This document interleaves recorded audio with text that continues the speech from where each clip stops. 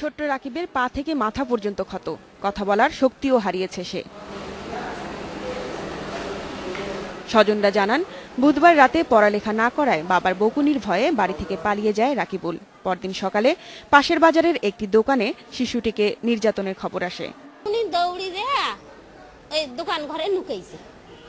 এখন দোকান ঘরে নুকের সাথে ওই বাচ্চাটাকে ওখানে বা আমরা বাইরে আসলে কি করে যে বাচ্চাটাকে ধরিয়ে পিটাইছে। সে যখন আসে তখন তার শরীরে অনেকগুলো ক্ষত চিহ্ন ছিল, মায়ের দাগ ছিল, আর ডান পানে একটু লেসাটের ইঞ্জুরি ছিল এবং সে কথা বলতে পারছিল না। নির্যাতনের প্রতিকার হয়নি, উল্টো সালিশে রাকিবুলের বাবাকে জরিমানা করা হয় 25,000 টাকা।